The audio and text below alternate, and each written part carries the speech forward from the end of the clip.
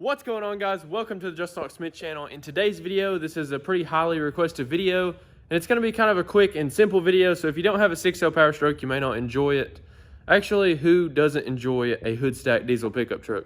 So you probably will enjoy it, but you may not enjoy like the informational side of things. So if you do have a 6.0 and you've been wondering how I Hoodstacked my 6.0 Powerstroke, then this video should answer all of the questions that you may possibly have. So for the first question, we're going to go over how did you do it? Which is kind of a broad question, but I get asked that all the time. So how did you Hoodstack your truck? Where did you get your down pipe coming off the turbo to go instead of down to come up through the hood? So that's what we're going to talk about first. So I'm going to go ahead and climb up into the engine bay and show you guys what I had to do. Now, as you guys know, if you are a follower of the truck build here on the YouTube channel, this truck used to have a 20-inch Striker Off-Road Designs lift kit on it. And now it has like a 30, 40 something inch Sunex HD jack stand lift. So these are the 10-ton Sunex HDs, because I get asked that all the time as well. If I can find a link to those on Amazon, I will link a set of these in the description box down below, because I get asked about those jack stands all the time. This is a step stool, and you can see how far away it still is from the engine bay. So I actually have to step up here and then step onto my tow hook and then climb up into the engine bay. So first off, I guess we can go ahead and talk about, you will have to cut out a massive hole in your hood. So here's the hole in your hood that you will have to cut out. And depending on what size pipe you do and what size tip and all of that, if you want like extra room opening your hood or whatnot, or if you want to actually use a cup or a smaller bucket to cover your pipe that's inside of that hole. So the exhaust tip is bolted to the hood, and I did have to cut out some of the supports right through here, and that was actually because of my wiring harness. It wasn't really because of the pipe. So I'm going to go ahead and climb up here, and then I'll show you what all I had to reroute and redo. All right, guys, so we are up here in the engine bay. How's the weather down there? Literally, it's so high up here. So don't judge the engine bay. It's quite dirty right now, and I still plan on rerouting a couple of things whenever I redo the rock light install here on the channel. So if you follow along and click that subscribe button down below, you'll get to see me redo all of this, and we're going to do a couple more useful upgrades for all of the added lights, stereo, sound system, stuff like that. So I plan on doing like a bigger alternator. I plan on finishing out the 0 gauge wire little mod that I done right here that helped with voltage drop quite a bit. And yeah, so that'll be for a future video. But what I was referring to is I just jumped some 0 gauge wire off of the alternator and ran that directly to the battery. And of course, all of this is dirty because I did have the Hoodstack in, but I actually removed the Hoodstack just simply for this video so I can show you guys exactly what all you have to do. And I also plan on getting like some billet terminals that have like some really nice like terminal points to like mount stuff to. So I also plan on doing that. And as far as on this goes, where I cut all this out, I plan on rounding these edges with a flap disc on an angle grinder, smoothing all of that down, and putting some of that door molding trim like around through here just to clean that up a little bit. I think that'll make it look a lot cleaner. All rounded edges, stuff like that. And I also have to do a little bit more trimming on this hole right here. You would think with that big of a hole that we would have got the hole in the right spot, but it's actually not dead center. So anyway, do a little bit better cutting your hole than I did. So you have the turbo right here. You have your exhaust port right there. And then your downpipe typically goes down through there and out to the back. So that will get completely erased. And then you have this tight little area that you have to build your own or buy a downpipe that comes out through here and up. So then your exhaust will literally be like, I don't know, 17 inches long max. Right here is my oil fill cap. I did have to take like the top part of it off, but that is sealed and perfectly fine. It just is literally missing the top part. This right here, this vacuum spot right here on the radiator hose, I did have to actually take that off. So I did have to actually take off that radiator hose and cut it and shorten it, because I had to actually rotate that piece right there where the vacuum line goes, where that is plugged in. I had to rotate that to the left to give me some room. And of course I've cut some zip ties and whatnot. But this piece right here was mounted right here, I think, if I'm remembering correctly. And I did have to move that. So I don't know if I changed any of the routing. It's been so long since I've done this. But there was also a big wiring harness and plastic piece that went through here. And of course, like I said, I've cut some zip ties.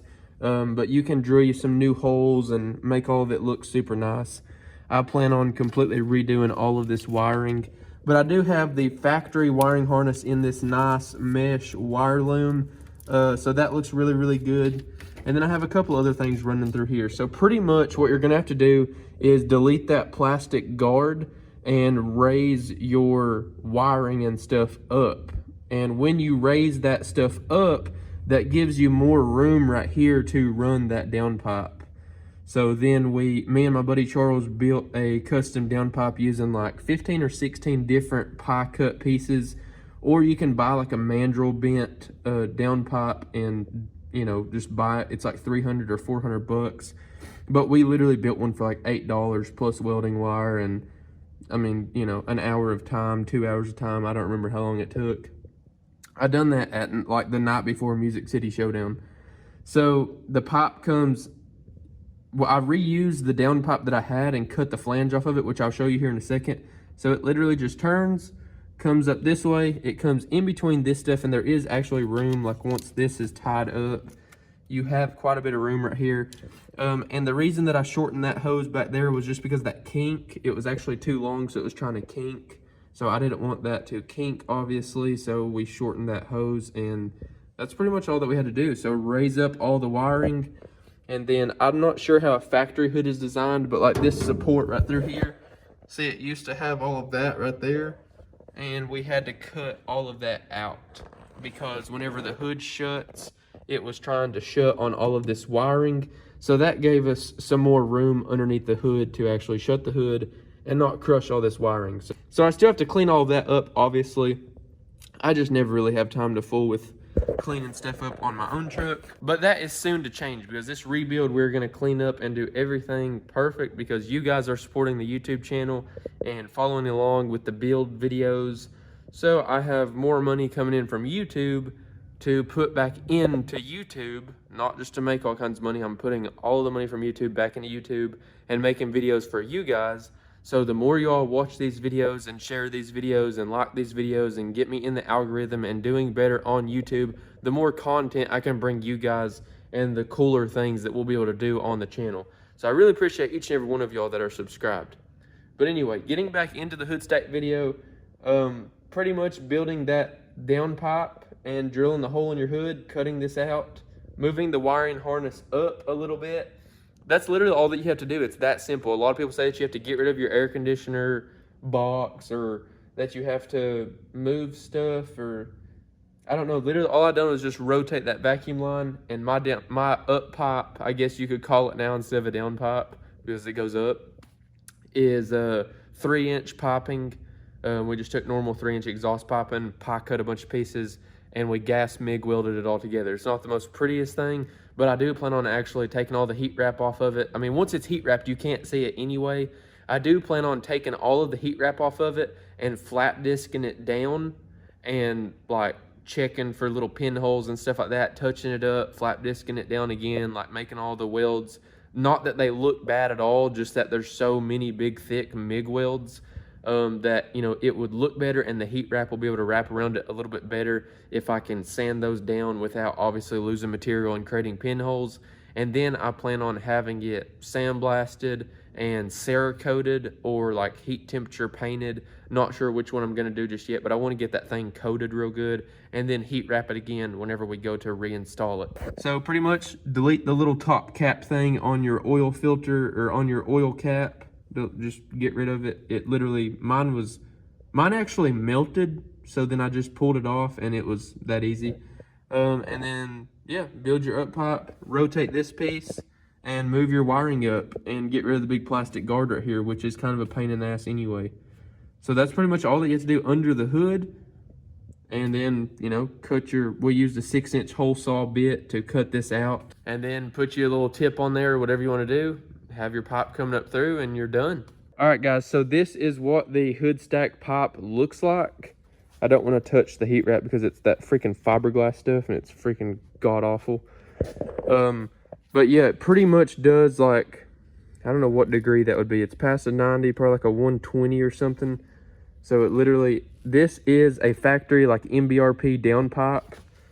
And I cut it with a chop saw and then had a 3-inch piece like about this long that we slid in there and flared it out with like a flare, like at an exhaust shop. Like I took them just like a little bitty sliver of 3-inch pipe and they flared it out, and that allowed us to have enough room in there to not have much gaps.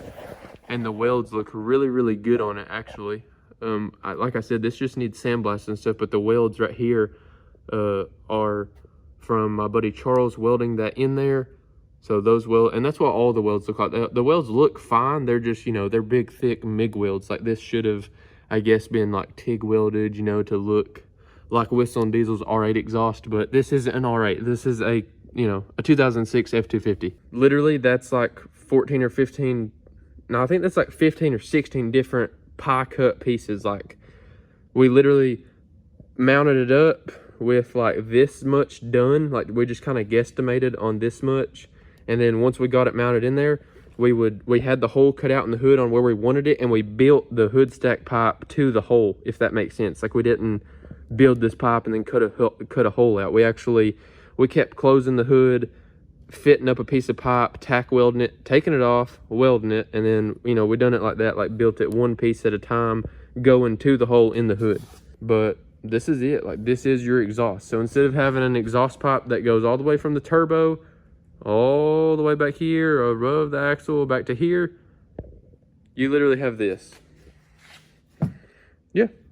All right, guys, so I hope that answered some of your all's questions, and now I'll be able to copy and paste this link to all of the direct messages that I get and just send them this video. So I needed to make this video anyway, and this isn't really like a quality content video. It's more or less just a how-to video to help me answer direct messages from you guys, because a lot of people ask me how I done the Hoodstack, or a lot of you all may want to ask me, but not, like maybe you all think that I'm a dick or something, so you like don't want to ask me, because I know a lot of people in like the truck scene are like weird whenever you ask them like how they done something, because like they want to be the first or whatnot. So yeah, I'm not like that at all. If you ever see me do anything and you want to know how I done it, message me on Instagram, comment on the YouTube channel. I will make a personalized YouTube video for you. So find somebody else that'll do that. I'm just here to help you guys and learn stuff myself, do stuff myself, and try to make the truck community a better place. So yeah, that's pretty much all for the video, guys. If you haven't picked up merch already, go to www.justinhawksmith.com. I try to restock some sizes, so hopefully your all size is back in stock. If you are wanting to buy a shirt but you didn't get the chance to, go blow that Christmas money. Always remember, everybody starts out as nobody, and I'll see you in the next one. Peace. All right, so I got to thinking you all may not understand what like a pie cut piece is. So like 1, 2, 3, 4, 5, 6, 7, 8, 9, 10. Where did I just start counting? 1, 2, 3, 4, 5, 6, 7, 8, 9, 10, 11, 12, 13. Technically 14, I guess, that one. So it's 14 different pieces, and like I said, I want to come back in here and like the welds look, you know, pretty good, but I want to actually like flap disc them down and then check for pinholes and whatnot and look. But as far as like just from glancing at it, I know a lot of people were saying in the original video when they kind of seen a couple shots of it, like that it was going to leak and all kinds of stuff. But this has been on the truck since May or well, whenever Music City Showdown was. I don't even remember. But it's perfectly fine. Like there's no black soot anywhere on the heat wrap. There wasn't any like big black spots like where it was leaking. So I plan on running this and continuing to run this because it seems to be holding up fine, and I really like how it sounds. So I do want to make it look a little bit better though before I wrap it up in heat wrap and just double check over all the welds.